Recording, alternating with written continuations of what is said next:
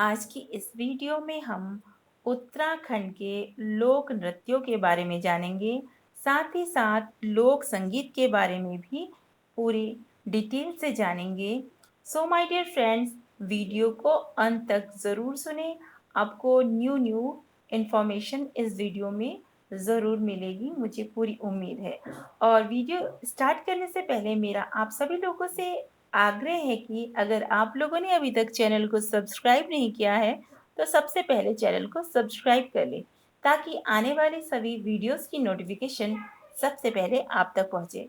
और जो लोक नृत्य होता है, ऐसा कह सकते हैं कि विश्व का कोई भी जाति अथवा समूह नहीं होगा जिनमें अपने आनंद की अनुभूति के लिए और एंटरटेनमेंट के लिए नृत्य ना किया हो और डांस ना किया हो या फिर म्यूजिक का प्रयोग ना किया हो। तो उत्तराखंड के जो नैसर्गिक सौंदर्य है प्रकृति का, पशु पक्षी वन और जलधाराएं हैं हमारे उत्तराखंड में, और पुष्पों की जो सुंदर सुंदर घाटियां हैं, यहाँ के निवासी भी नृत्य और गायन के द्वारा अपने जीवन को जीते जीते आनंद की अनुभूति भी करते हैं।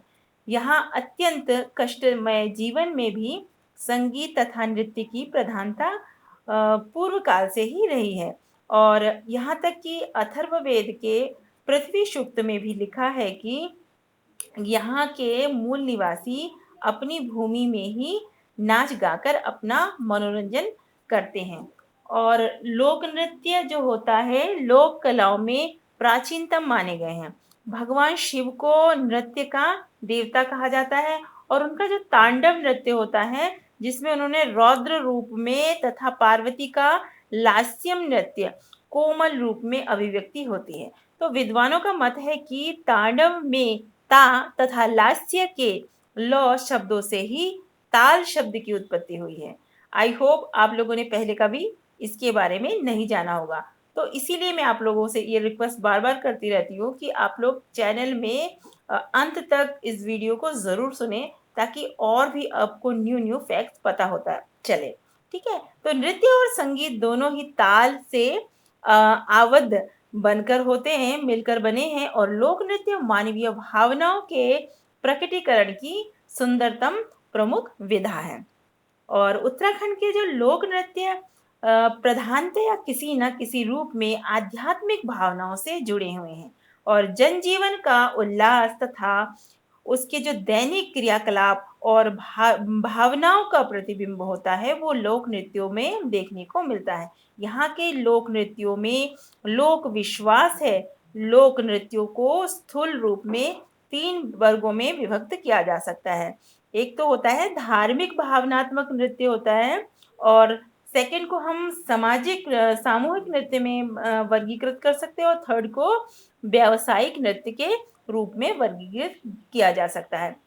इनमें जो धार्मिक या देव भावना से प्रेरित नृत्य होते हैं, अधिक प्रचलित होता है हमारे उत्तराखंड में। अब कुछ प्रमुख नृत्यों के बारे में हम चर्चा करते हैं, जैसे कि नागराजा नृत्य होता है। जो नागराजा नृत्य होता है हमारे गढ़वाल और कुमाऊं का प्रमुख देवता होता है, और यहाँ भगवान कृष्ण को नागराजा के रूप में पूजा जाता है। जो उत्तराखंड वासी हैं उन फ्रेंड्स को तो पता ही होगा, जो अदर अदर स्टेट्स के लोग हैं उनको भी अगर इन्होंने ये वीडियो अच्छे से सुना होगा तो सुनेंगे, तो उनको और भी न्यू न्यू फैक्ट्स पता होते चलेंगे साथ ही साथ। ठीक है, तो इस नृत्य में जागरी तथा डोर थाली बजाई जाती है, जो ये हमारे म्यूजिक इंस्ट्रूमेंट होते हैं। तो कृष्ण की अद्भुत इसमें लीलाओं के बारे में बताया जाता है, और डोर होती है थाली की कई तालों से बजाकर कई रूपों में गायन किया जाता है। और इसमें क्या होता है, पशवा होता है। पशवा क्या होता है, जिस व्यक्ति का देवता आता है, जिस व्यक्ति के ऊपर जो देवता आता है, तो उसे क्या कहा जाता है, पशवा कहा जाता है। और धामी क्या होते हैं, जो जागरी होते हैं, जो जागरी होते हैं उनको क्या कहता है, धामी कहा जाता है। और उनमें जो क्या होता है, भाव भंगिमाओं के अनुसार जो है बैठकर, लेटकर तथा कई अन्य मुद्राओं में जो है डांस किया जाता है। बिल्कुल अलग टाइप का डांस होता है। अगर आप लोगों को उत्तराखंड में आना हुआ तो जरूर देखें इस नृत्य को। और नेक्स्ट नृत्य हम लेंगे निरंकार नृत्य। तो निरंकार नृत्य क्या होता है, बड़ा देवता या अखड़ देवता माना जाता है, मतलब जो मतलब बहुत ज़्यादा गुस्से वाले देवी देवता होते हैं, उनके लिए करा जाता है ये निरंकार जो है नृत्य। वास्तव में यहाँ देवादिदेव जो है शिव का नाम ही होता है, ठीक है? जब क्रोधित मुद्रा में आ जाते हैं भगवान शिव, आपको पता है ना, तृतीय नेत्र उनकी खुल जाती है तो शंभू की। तो निरंकार के पूजन में पद्म वृक्ष की पूजा की जाती है। और इस नृत्य में भी डोर, थाली का भी प्रयोग किया जाता है और जागरी या धामी इसमें भी होते हैं। और डोर, थाली की झंकार के साथ जो है निरंकार की लीलाओं का बखान भी किया जाता है। जिस व्यक्ति के शरीर में जो कंपन होने लगता है, तो समझ जाते हैं कि इसके ऊपर क्या हो गया, देवता का प्रवेश हो गया इसके शरीर में। वह अलौकिक शक्ति के वाक्यों के साथ नृत्य करता जाता है, जिसके अंदर देवता आ जाता है। उसके मतलब नृत्य में क्या हो जाता है, उसके शरीर में एक एक ऊर्जा ऊर्जा कह सकते हैं कि बहुत ज़्यादा वो एनर्जेटिक हो जाता है और वो डांस करने लगता है। यह नृत्य प्रायः रात्रि के प्रथम पहर में ही आयोजित किया जाता है। तो और नेक्स्ट नृत्य लेते हैं नरसिंह नृत्य। तो नरसिंह नृत्य क्या होता है, पर्वतीय क्षेत्रों में जो नरसिंह की पूजा होती है, नरसिंह की पूजा होती है, ये होते हैं गुरु गोरखनाथ के जो शिष्य हैं, शिष्य के रूप में जो है नरसिंह की पूजा होती है, जो वीर और सिद्ध परंपरा के माने जाते हैं। नरसिंह जो है वीर, पाशवा और क्या होते हैं, औतारू औतारू पार आते हैं।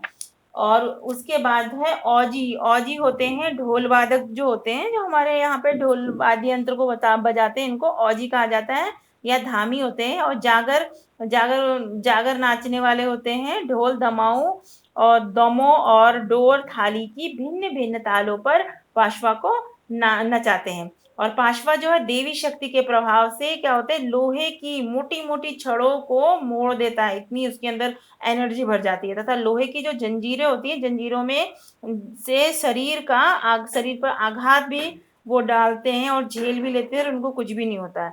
लाल तप्त लोहे को जीभ पे लेके जो है चाटने भी लगते हैं और दहकते अंगारों पर चलना और शौर्य प्रदर्शन करना होता है कई प्रकार से। कोई कोई हानि नहीं पहुंचती फिर भी शरीर में, क्योंकि उसमें देवता का प्रवेश होता है उनके शरीर में। तो नरसिंह नृत्य के जो रुद्र रूप का और डांडिया तथा कोमल रूप में उन्हें क्या कहा जाता है, दूधिया नरसिंह नृत्य भी कहा जाता है। तो ये नरसिंह नृत्य के दो प्रकार होते हैं, ठीक है? एक तो कोमल कोमल वाला होता है और एक रौद्र रूप होता है। दो दो रूप होते हैं इसके।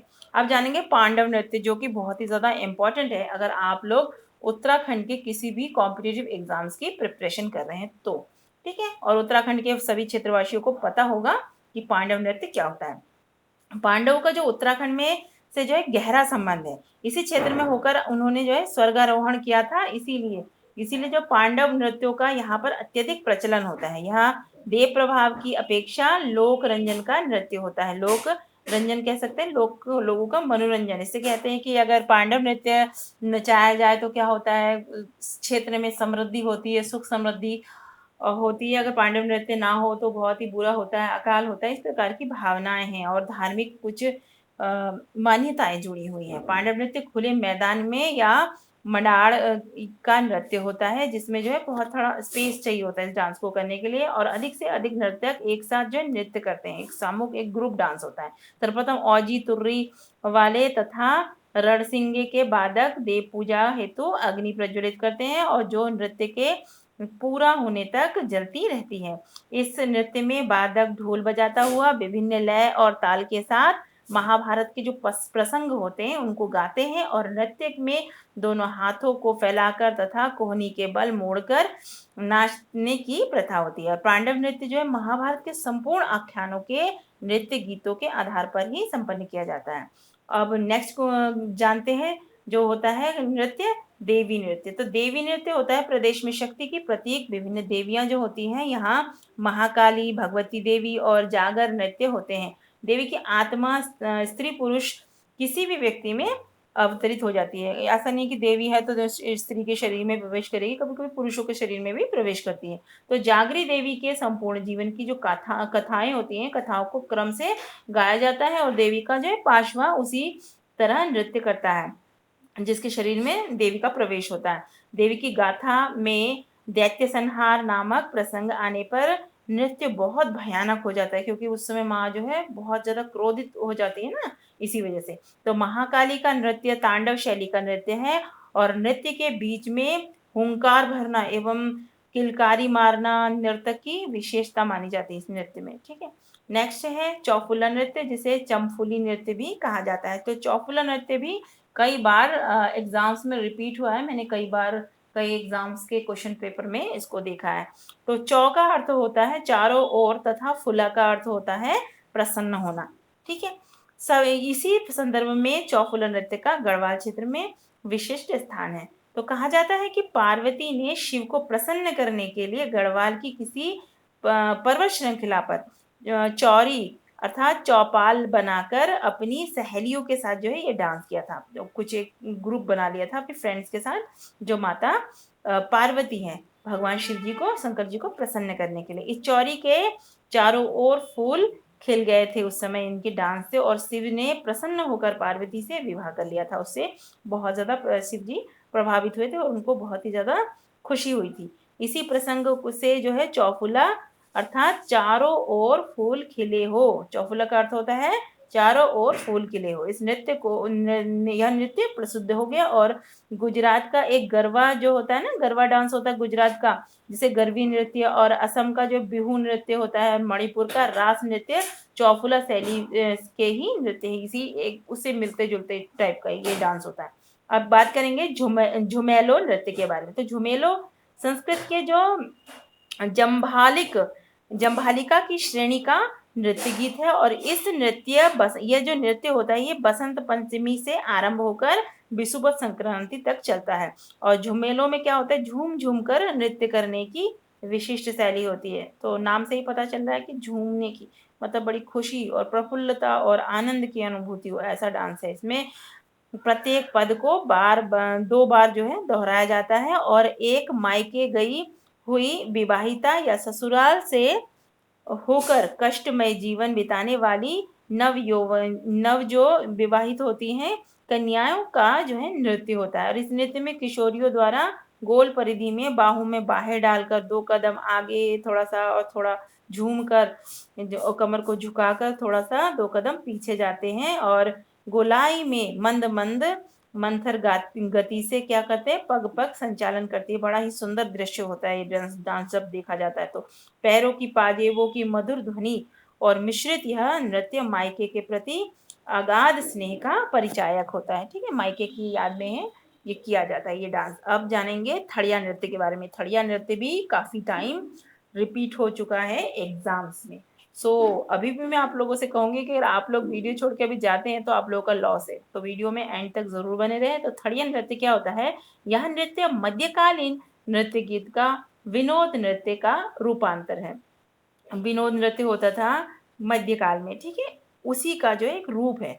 और गढ़वाल में यह लास्य शैली का सबसे सुंदर नृत्य होता है। और थड़िया नृत्य के भी जो है वसंत पंचमी में जो फूल चारों तरफ से खिल जाते हैं, मौसम बड़ा सुहावना होता है, उसी समय होता है। और विषुवत संक्रांति तक किए किए जाता है ये वसंत पंचमी से। और गांव की स्त्रियां तथा मायके आई हुई जो लड़कियां होती हैं रात्रि के समय में एक बड़े से आंगन में एक जगह एकत्रित होती हैं, जिनका घर बड़ा होता है और काफी जगह होती है उनके घर के आंगन में, जहाँ देर रात तक थड़िया नृत्य चलता है और काफी मनोरंजन करते हैं लोग। कभी कभी इस नृत्य के लिए नव युवक युवतियां एक गोले घेरे में खड़े हो जाते हैं। तत्पश्चात सभी एक दूसरे के कंधे पर हाथ रख लेते हैं और पैरों को आगे पीछे समान गति से देकर नाचते जाते हैं। इस नृत्य की विषय वस्तु होती है धार्मिक तथा सामाजिक दोनों प्रकार की होती है, ठीक है। नेक्स्ट लेंगे झोड़ा नृत्य। झोड़ा भी बहुत ही ज्यादा इम्पोर्टेंट है एग्जाम्स की दृष्टि से और हमारी उत्तराखंड की संस्कृति की दृष्टि से भी। तो ये नृत्य भी बसंत ऋतु के आगमन के साथ साथ वृक्ष लताओं की जो कपोले कपोले अर्थात क्या होती है, कलियां होती हैं, वो फूटने लगती हैं, फूल आने लगते हैं कलियां खिल के, और चारों ओर हरियाली छा जाती है। ऐसे में पर्वत की जो हमारी बालाएं होती हैं, पर्वत की लड़कियां होती हैं, कन्याएं स्त्रियां होती हैं, तो वो भी जो है प्रकृति के साथ क्या है झूमने लगती हैं। कुमाऊं में होली के बाद जो झोड़ा नृत्य बड़ी उमंग के साथ किया जाता है, और इसमें सब नर्तक एक एकत्र होकर एक दूसरे के हाथ पकड़कर गोलाई में खड़े हो जाते हैं और गायक हुड़के की थाप और लय के साथ गीत आरंभ करते हैं और तत्पश्चात सभी ताल एवं लय के अनुसार पद संचालन करते हैं। बड़ा ही सुंदर दृश्य होता है। और झोड़ा नृत्य में पुरुष साधारणतः चूड़ीदार पजामा पहनते हैं, जो ट्रेडिशनल जो है यहाँ का पहनावा होता है, या सफेद कुर्ते पर काली बास्केट और कमर पर रंगीन रुमाल पहनते। क्या नजारा होता है। और स्त्रियां जो है घाघरा या धोती के साथ पूरी बाह का कुर्ता पहनकर सिर पर रंगीन चादर और जो है लपटी हो रखती हैं, चादर को लपेटती है। और इससे दृश्य नृत्य में जो है आयु का बंधन नहीं होता, सभी मिलके करते हैं। प्रेम प्रधान गीत है और इस नृत्य की प्रमुख विधा, यह नृत्य जो है प्रेम प्रधान की विधा से जो है निकला हुआ नृत्य है ये। ठीक है, प्रेम, इसका प्रधानता जो है प्रेम है।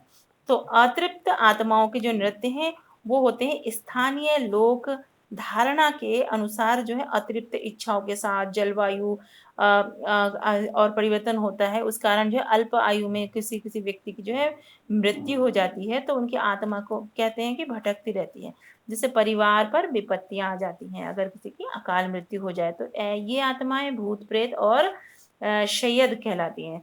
तो अछरिया अप्सराएं भी इस श्रेणी में भी आते हैं। बहुत ज्यादा ये सब चीजों का प्रचलन है हमारे उत्तराखंड में, पहाड़ों के क्षेत्रों में। ये जो मृत युवतियों की आत्माएं होती हैं, इन भटकती आत्माओं की शांति के लिए प्रभावित व्यक्ति को नचाया जाता है, जिसके शरीर में वो आत्माओं का प्रवेश हो जाता है, उसमें प्रकोप जो है इससे धीरे धीरे शांत हो जाता है। तो वीर आत्माओं का जो नृत्य होता है उसके बारे में भी जानिए।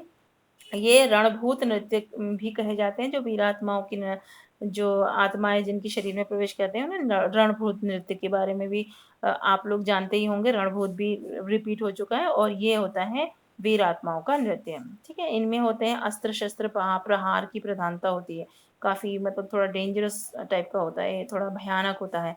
यह नृत्य रण क्षेत्र में वीर गति प्राप्त करके मृत जो आत्माओं की संतुष्टि के लिए किए जाते हैं। जो हमारे उत्तराखंड के लोग हैं, वासी हैं, जिन्होंने अपने प्राणों की आहुति दी थी, जैसे कि आर्मी में है कोई, या फिर पूर्व में हमारे पूर्वज थे जिन्होंने अपने क्षेत्र के लिए अपने प्राणों की आहुति दी थी, उन सब लोगों की जो आत्माएं होती हैं उनके लिए की जाता है। तो इन वीरात्माओं की पूजा व नर्तक उनके वंशज करते हैं, उनके जो वंश के लोग रहते हैं।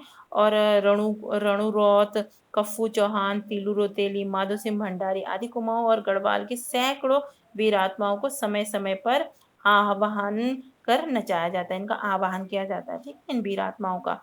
और इन नृत्यों में रौद्र वीर एवं भयानक रसों का भी आधिक्य पाया जाता है। रणभूतों को देवतुल्य माना जाता है, यहाँ देवता स्वरूप माना जाता है इन जो आत्माएं होती हैं, इन आत्माओं को। ठीक है, यह नृत्य संबंधित परिवार तक ही सीमित रहते हैं और नृत्य के साथ गाए जाने वाले विरुद्धावाली, भड़ियावाली और पवाड़ा ये कहलाते हैं। इनके साथ जो गाना गाया जाता है, सॉन्ग गाया जाता है। तो अब जब बात करेंगे छोलिया अर्थात सौरो नृत्य के बारे में। अगर एग्जाम में छोलिया नृत्य पूछे या सौरो नृत्य, ये आप समझ लीजिए कि दोनों एक ही डांस है, इसके अलग अलग नाम है, अलग अलग बोलियों में अलग अलग प्रकार से बोला जाता है। तो कुमाऊं का जो छोलिया तथा गढ़वाल का सरो एक ही तरह का जो नृत्य होता है, यह युद्ध में विजय प्राप्ति के पश्चात जो उल्लास व्यक्त करने के लिए, अगर कोई विजय प्राप्त की तो उस समय गाया जाता था, उल्लास के लिए प्राचीन नृत्य है काफी। और छोलिया नृत्य कुमाऊं की सौका जनजाति में काफी प्रचलित है। सौका जनजाति है, भोटियाओं की एक उपजाति होती है सौका, उनका जो है प्रचलित जो है ये डांस है। और इस नृत्य में नर्तकों के वस्त्राभूषण विशेष प्रकार के होते हैं। ये सफेद रंग की पगड़ी और सफेद रंग का लंबा झालर वाला झंगूला और मिर्जई पहनते हैं और चूड़ीदार पजामा और कमर पर रंगीन रुमाल बांधते हैं। बहुत ही सुंदर दिखते हैं जब ये डांस करते हैं। तो नर्तक दोनों हाथों में ढाल तलवार लेकर झूम झूम कर डांस करते हैं। अब बात करेंगे बाजूबंद नृत्य के बारे में। बाजूबंद नृत्य क्या होता है? बाजूबंद रवाई जौनपुर क्षेत्र के स्त्री पुरुषों में संवाद वाले नृत्य होते हैं, एक दूसरे के साथ वार्तालाप होते हैं इस डांस में। और इसमें प्रेम प्रमुख विषय होता है इस डांस का। और बाजूबंद मूल रूप से गीत होते हैं और क्या होता है इसमें, किंतु जो है जब प्रेमी और प्रेमिका अति निकट आ जाते हैं तो गीतों में भावानुक्रम उनके जो है भावनाएँ आ जाती हैं और नृत्य भी होने लगता है। ज़्यादा मतलब इसमें डांस कम होता है और सॉन्ग ज़्यादा गाया जाता है। और यह विशिष्ट मुद्राओं का नृत्य है। विशेष स्पेशली कुछ मुद्राएँ और भंगिमाएँ की जाती हैं डांस में, और गढ़वाल क्षेत्र में इसे क्या कहा जाता है, दुगड़ा नृत्य भी कहा जाता है, बाजूबंद नृत्य को। अब जानेंगे गुर्जरों के नृत्य के बारे में। तो गुर्जरों के नृत्य होते हैं मूल रूप से कठियावाड़। कठियावाड़ जो है गुजरात के निवासी को कालांतर में सहारनपुर, बिजनौर तथा उत्तराखंड के तराई भावा क्षेत्रों में खाना बदोच जाति के रूप में जाना जाता है। ये गुर्जर लोग होते हैं, तो गुर्जर कहलाते हैं ये लोग। तो ग्रीष्म काल में ये लोग प्रतिवर्ष नदी घाटियों में होकर अपनी गाय भैंसों के साथ उच्च शिखर क्षेत्रों में स्थित पयारों, जो घास के मैदान होते हैं उनको पयार कहते हैं, पयारों में आते हैं और इनके नृत्य में प्रमुख जो है बड़जारा तथा नाटी नृत्य है। और इसका जो विषय होता है, इनके पशु प्रिय या प्रेम कथानक होते हैं। अब जानेंगे लोक संगीत के बारे में। संगीत साधकों को जो शास्त्रकारों के अनुसार जो होता है, गीत, वाद्य और नृत्य के सम्मिलित स्वरूप को संगीत कहा जाता है। अब गीत, वाद्य ये तथा जो नृत्य है वो होते हैं संगीत के दर्पण। इन तीनों में गीतों की महत्ता सर्वाधिक मानी जाती है और गीत स्वर समूह का प्रतिफल है और स्वर का आदि स्रोत है नाद। संस्कृत साहित्य में नाद अव्यक्त ध्वनि को कहा जाता है। यह ध्वनि आहत और अनाहत दो प्रकार की होती है। तो जो लोग संगीत के विशेषज्ञ होंगे उनको इसके बारे में ज़्यादा अच्छे से समझ होगी। तो इन्हीं से ये संगीत की सृष्टि होती है और मानव किसी भाव विशेष के अवसर पर अपने कंठ से जो स्वर निकालता है, लय के साथ नाद के माध्यम से अपनी जो अभिव्यक्ति करता है, वो क्या कहलाता है, संगीत होता है। और वो स्वतः ही होने लगता है, वो नैसर्गिक संगीत को जन्म देता है। तो लोक जीवन में लोक हृदय की भावनाएं और लोकमानस की कल्पनाएं जब स्वरों के माध्यम से सामने आती है तो वह नैसर्गिक संगीत होता है। यही नैसर्गिक संगीत लोक संगीत है। वास्तव में संगीत अपने मौलिक रूप में लोक संगीत ही है। साधारणतया यह देखा गया है कि प्रत्येक क्षेत्र के लोकगीतों में इन क्रियाओं के विविध रूप सहज ही दिखते हैं, प्रदर्शित होते हैं। अब प्रातः काल महिलाएं चक्की चलाती हुई और पनघट पर पानी भरती हुई, वन में जाती हुई जब घास को जाती है महिलाएं दराती लेके, और खेत खलिहानों में कार्य करती हुई गीत गुनगुनाती रहती है। और इन्हीं जो क्रियाएं की जाती हैं इनके द्वारा, उन क्रियाओं का जो संगीत होता है, साथ जो प्रयोग होता है, वो सांस्कृतिक स्थायित्व प्राप्त कर लेता है। संगीत के साथ जो है क्रियाएं स्वतः जुड़ जाती है। यही स्थायित्व लोक संगीत के रूप में परस्पर हमारे सामने आगे बढ़ता रहता है। अब जानेंगे ढोल सागर के बारे में। तो ढोल सागर की बात हो और उत्तराखंड का नाम ना हो, ऐसा हो ही नहीं सकता। यह शंकर वेदांत अर्थात शब्द सागर का लघु ग्रंथ है। ढोल, कुमाऊं तथा गढ़वाल दोनों मंडलों का सर्वश्रेष्ठ वाद्य यंत्र है और ढोल सागर वह गीत संगीत विधा है जो ढोल से संबंधित है। ढोल सागर की मूल शब्दावली जो है संस्कृत भाषा से निकली है, किंतु क्रियाओं के रूप में स्थानीय जो कुमाऊनी है और गढ़वाली बोलियां हैं, इन दोनों के शब्दों में प्रयोग कर यह लोकप्रिय लोक साहित्य का रूप धारण कर चुका है, एक अंग बन चुका है।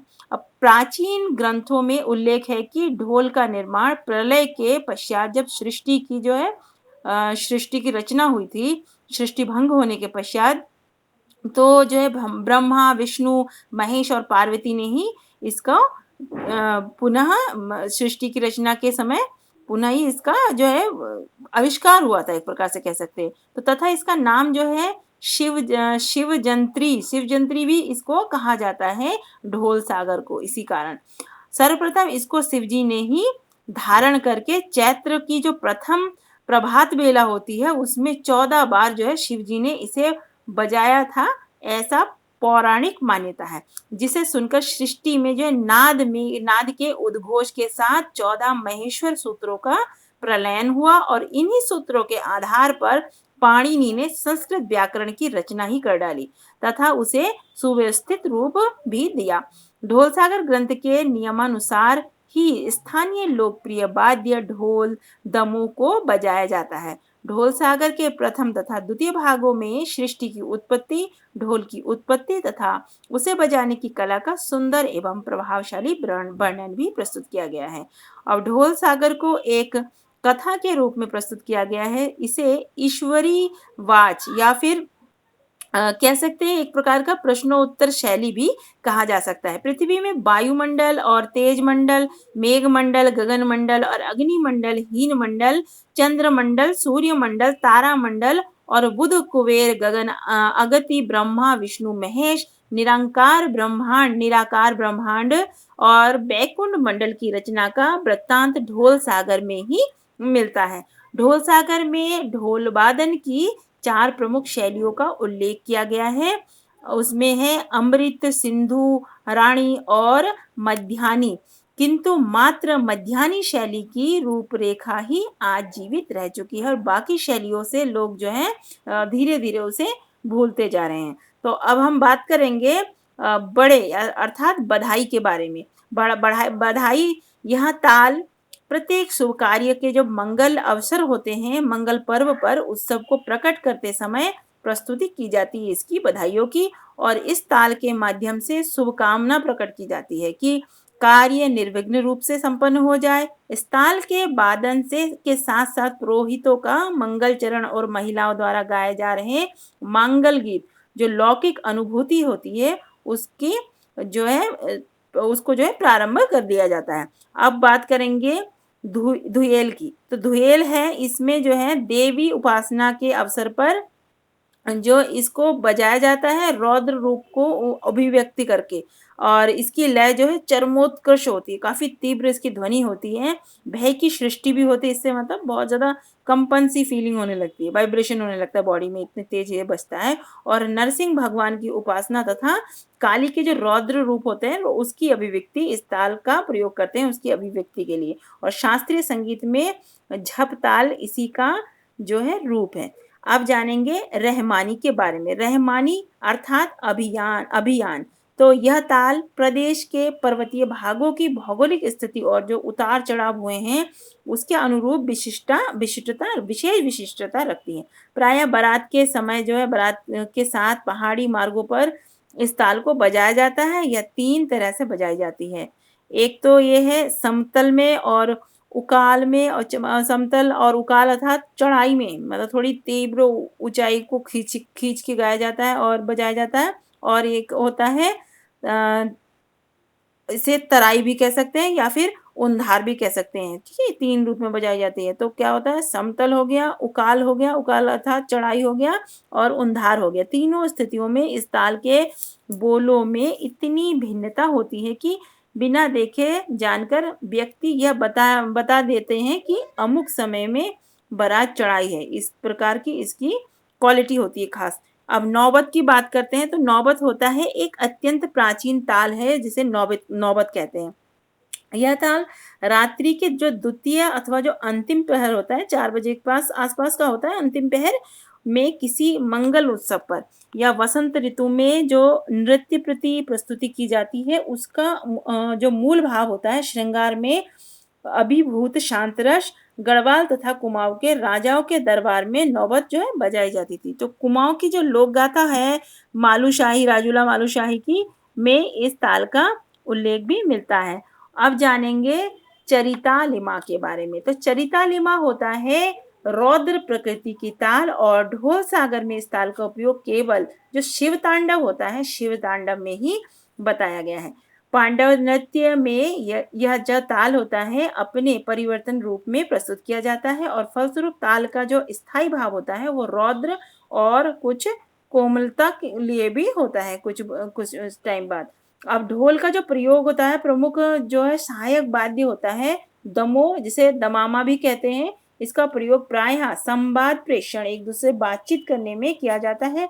स्थानीय लोक संगीत में चर्म वाद्य और सुशीर वाद्य, तार वाद्य और धातु वाद्य का भी प्रयोग किया जाता है। सर्वाधिक प्रचलन जो है चर्म वाद्य का और सुशीर वाद्य का करते हैं। तो सुशीर वाद्यों में जो होती है बांसुरी होती है, रामसोर होती है, अलगोजा होता है और मसक बाजा भी कहते हैं इसे। इस प्रकार के वाद्य यंत्रों का प्रयोग होता है और प्रायः ये क्वेश्चन भी पूछ लिया जाता है कि इन वाद्य यंत्रों का नाम दे दिया जाएगा आपको एग्जाम्स में और आपको बताना होगा कि ये किस प्रकार का वाद्य यंत्र है, ठीक है। चर्म है, तार है या सुशीर है, इस प्रकार से। अब तार वाद्य यंत्रों में एकतारा, सारंगी और सितार, धातु वाद्यों में मोचंग प्रमुख है और सभी वाद्य यंत्रों का विस्तृत विवरण जो है आप लोगों ने जान लिया है आई होप इस के आज के सेशन में। अब लोक संगीत में भी आप लोगों को बहुत ही अच्छी नॉलेज हो गई होगी। इस वीडियो के बाद आप लोगों के मन में कोई डाउट्स नहीं होगा। अगर कोई डाउट्स हैं तो आप लोग कमेंट बॉक्स में भी पूछ सकते हैं। माय डियर फ्रेंड्स, इस प्रकार की बेहतरीन वीडियो को पाते रहने के लिए अगर अभी तक आप लोगों ने चैनल को सब्सक्राइब नहीं किया है तो सबसे पहले चैनल को सब्सक्राइब कर ले और वीडियो अगर आप लोग को पसंद आई है तो लाइक का बटन जरूर प्रेस करें। मुझे सुनने के लिए थैंक यू और पढ़ते रहिए और आगे बढ़ते रहिए। मिलते हैं नेक्स्ट वीडियो में।